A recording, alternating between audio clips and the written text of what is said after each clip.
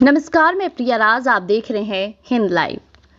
आपको बता दें कि बिहार विधानसभा चुनाव में बीजेपी के हिसाब से राष्ट्रीय स्वयंसेवक संघ के सामने जातीय राजनीति बड़ी चुनौती के रूप में खड़ी हो गई है।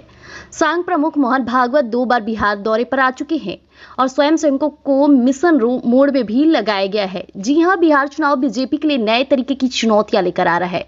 बीजेपी नेतृत्व ने वैसे तो एहतियाती उपाय कर लिए हैं और राष्ट्रीय स्वयंसेवक संघ ने भी पहले से ही जमीन पर मोर्चा संभाल लिया है, लेकिन करीब करीब वैसे ही जैसे लोकसभा चुनाव 2024 के नतीजे आ जाने के बाद संघ को ग्राउंड पर एक्टिव देखा गया था, तो लोकसभा के बाद राज्यों में होने वाले विधानसभा चुनाव को लेकर जिसका रिजल्ट भी देखा जा चुका है। अब संघ प्रमुख मोहन भागवत बिहार के 2 दिन के दौरे पर थे। इस साल ये उनका दूसरा दौरा था।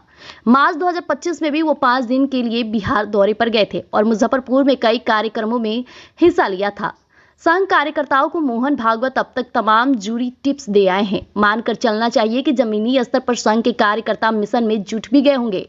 तो बिहार के लिए जहां तक चुनावी तैयारियों की बात है, केंद्र की बीजेपी सरकार का जाति जनगणना को लेकर फैसला और बिहार की रैलियों में प्रधानमंत्री नरेंद्र मोदी के भाषण में पहलगाम से लेकर ऑपरेशन सिंदूर तक का जिक्र अभी तक के हिसाब से दुरुस्त ही है।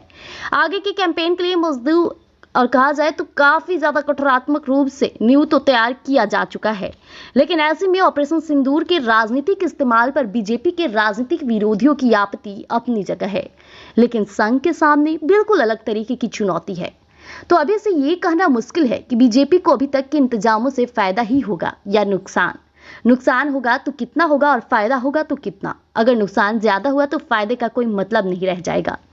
तो संघ के लिए जातीय राजनीति हमेशा से चिंता का कारण रहा है, क्योंकि ऐसा होने पर हिंदुत्व की एकता खतरे में पड़ जाती है।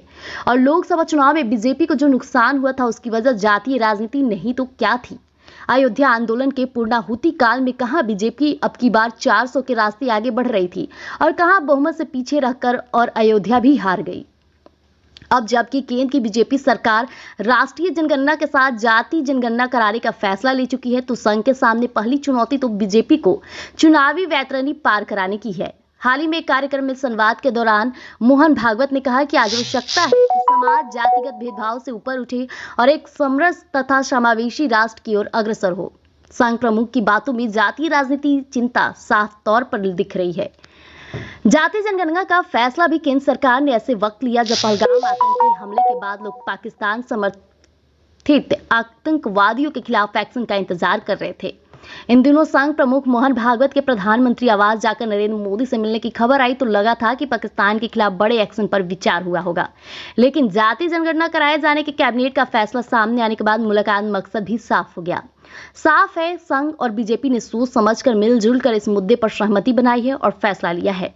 लेकिन अब यह भी देखना होगा कि बीजेपी को अगर ऑपरेशन सिंदूर का फायदा मिलता है तो जातिगत जनगणना को माहौल से होने वाले नुकसान की भूमिका क्या होती है, और संघ के उसी के बीच बीजेपी के पक्ष में माहौल बनाने की कोशिश करनी होगी। मार्च के पहले हफ्ते में जब मोहन भागवत मुजफ्फरपुर गए थे तब भी संघ कार्यकर्ताओं खास हिदायत दे दी गई थी, एक एक बात बारीकी से समझा दी गई थी और संघ प्रमुख भागवत की समझाइश था और स्वयंसेवक हर बस्ती में टोली का निर्माण करी। टोली का काम होगा कि हर परिवार से जुड़े। इस तरह की हिदायत देते हुए इस बार बीजेपी पूरी रणनीति बना रही है। तो ऐसी अपडेट के लिए हमारे साथ जुड़े रहिएगा हिंद लाइव पर। धन्यवाद।